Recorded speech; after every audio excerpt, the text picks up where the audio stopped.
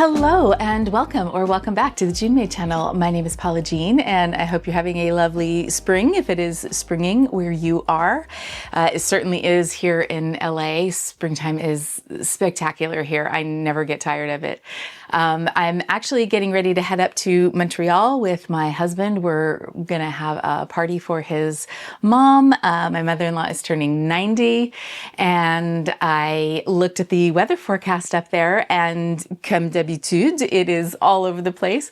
So I am very excited to take my recently finished Brynn cardigan with me. I think it's gonna be the perfect layering piece for whatever is going on up there. So before I pack it away, I'm going to share with you some details about it. As I outlined in a previous plans video, the Brynn cardigan is by True Bias Patterns, and it is a close-fitting V-neck 90s style cardigan. It comes with several options of sleeve length and hem length. It has a button or snap placket down the front. Really, really simple pattern with lots of options and lots of ways that you can hack it. So for my version, I did all the bells and whistles version. I did long sleeves, the long midi dress version of it. The fabric that I used was one of my all-time favorite knit fabrics. It's the modal jersey from Surge Fabrics, and I've sung the praises of this so many times on here. I did it in the slate colorway, and you know, I am such a tiny channel, so I don't think this will ever happen, but a girl can dream, and I would love to be sponsored by Surge Fabrics just so I could get this fabric in every color and make a whole bunch of knit items for myself and my husband out of it. I actually used the leftover scraps of the Brynn cardigan to make him a pair of underwear, and he loves the fabric as well. It's so soft and cool to the touch, and it's fantastic. This is such a great transitional piece and one that can be worn across many seasons and in so many different ways as a fully done up dress on its own. Because I made it out of a fairly slinky fabric, I do need to pay attention to my undergarments that I wear underneath. Luckily, I have a slip that works with this. I also love it done up as sort of a long tunic style top with just the top few buttons done up. And obviously it's great as just a long cardigan, kind of more like a jacket to wear on cool summer evenings or in the spring and the fall. So I think I'm gonna get a lot of wear out of this. For the closure, I decided to do snaps, and I installed ring snaps. I did this with a new little tool that I got as a Christmas gift from my stepmom, and it is the Bevy Snap and Eyelet Installer that is made by Bias Bespoke. They carry a lot of items for any kind of bespoke tailoring, but they carry a lot of the stuff that you would need to make corsets and things like that. They designed this really great kind of snap plier system that has different dies that are interchangeable, and they also make the snaps that go along with it. They have a really great video on their YouTube channel about how it is used and how to change the different dies to match the different snaps and eyelets that you might use with it. So I'm going to link that down below because they can do a much better job than I can of explaining how it works. But I loved using this so much. I have always installed snaps using the system that many of you may use, which is you get a little kit and it comes with that kind of long pin rod thing and little discs that you set the snap in, and you put your fabric in and you use a hammer, and it's very satisfying in terms of getting your frustrations out. But I always find that when I use it, there's nowhere in our apartment that I can use it where hammering does not bother my landlord downstairs. So I was looking for a solution to that, and I didn't want to spend the money on one of those like big kind of more industrial snap and eyelet installers. They can get quite pricey. So this little Bevy plier system is really, really great. I think it's about $17. It does come with some snaps and eyelets that come in the package with it, and then you can buy additional ones from Bias Bespoke. It was so easy to install. It was so much quieter. It was faster and much less stressful. So again, I will leave that linked down below, and you can also check out the video to get more information on that. I did make several changes to the pattern to make it suit what I was going for a little bit more. One of them was a full bust adjustment. True Bias does have an extensive size range. They actually have 2 size ranges. I made the original size range, which goes up to an 18, and then they have one that I think goes from like 16 to 22 or 24.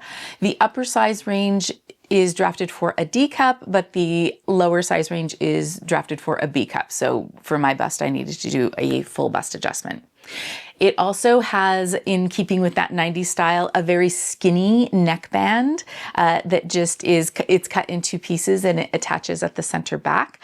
I wanted something a little bit wider, so I made it a little wider, and I also changed the construction of it because I was concerned with the full bust adjustment and with making it that almost double the finished width. Actually, I was concerned about gaping, as many of us are. So I'm gonna show you the process by which I changed the pattern pieces so that you can do this for yourself if you're concerned about that as well.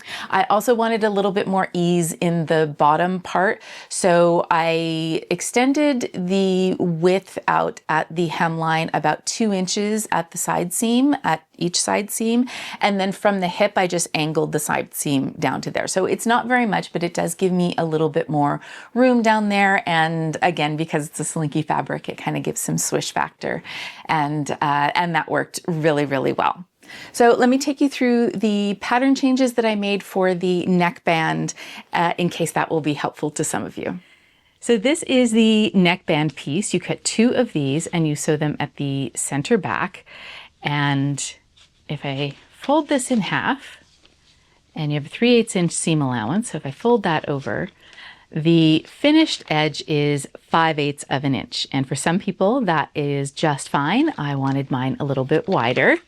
And I have cut off this piece at the hip length. There's also a cut line for the cropped length, and then there's an extension to this for the midi length dress. So for the notches here, this notch right here is where it starts to go off. It actually forms the V right here. So right here is where it starts to form the neckline. This notch right here lines up with the shoulder seam of the garment. And then this is, again, the center back. So you sew this together at 3/8 of an inch. You have a notch right here, and then you would have another notch on the other side because you cut 2 of them, and that would make the double notch that matches up with the center back of the bodice. You also have an interfacing piece that lines up. It goes all the way to the bottom, and it stops just past that notch. So that notch lines up right there, just past the notch where it starts to form the V neckline. And I really like how this is curved here so that when you fold it over, it doesn't make a harsh straight across line where you can tell where the interfacing stops and there isn't any on the other line. So this is really nice because this is what forms the V, and it's right at the top, very, very visible. So I really appreciated that. Now what I ended up with for my pieces is this. So all the changes that I made are in pink. I started by adding 1 inch of width because I wanted to almost double the finished width. So I added an inch in between, and I decided to do that by cutting up the center. I had marked 2 parallel lines on a fresh sheet of paper and just glued those freshly cut pieces on either side of that line. And I did that so that I didn't have to mess with the placement of any of the notches or anything like that. From there, I went to the shoulder notch, and I cut straight through that, and I added some seam allowance there because that's where the seam was going to be to attach to the back neckband, which was created by the offcut. Now, when I did my muslin, I had used the original piece, just cut it on the fold, and attached it to my front pieces, and then attached it to the garment. But when I did that, I found that this back neck piece actually had to stretch too much to match up with the garment. It caused some puckering. So instead, I added 1/2 inch to this center back, and you put it on the fold, And so that gives you a 1 inch extra length for the whole piece, and that ended up working great. So that's my center back. So no more center back seam, that is on the fold. And then I added seam allowance to the shoulder at that notch that becomes the shoulder seam. Because I wanted to make sure that this set flat against my chest, I wanted to take up some of the slack that would happen at the fold of the neckband. So to do this on the back neckband at that shoulder seam side, I went in 1/4 of an inch and then angled out to nothing at the outer edge. And I did the same thing on the longer front placket neckband piece. So again, 1/4 of an inch and then angled out to nothing. And what I end up with are 2 pieces that look like this. So at this juncture here, it's still 3/8 of an inch. You sew these right sides together like this. And what that does is if I fold these in half and match up those seam lines, so now I don't have a straight piece anymore, I have a piece that curves a little bit. So the folded edge, the inner edge, ends up being shorter than the outer edge, and that's what takes up the slack that could cause gaping on the front neckline. Now I had to do the same thing for the interfacing. So I did the same thing, cut that in the middle, added that inch in the center. And what you want to pay attention to here is that you don't want to just extend that curved top line down to the center from the original, because you're going to end up a little bit too short on your interfacing, and that might do weird things here at the top. So I just drew a line across where that dips in the center, and then I folded the piece in half, and I hand drew a shallower curve that meets that center point.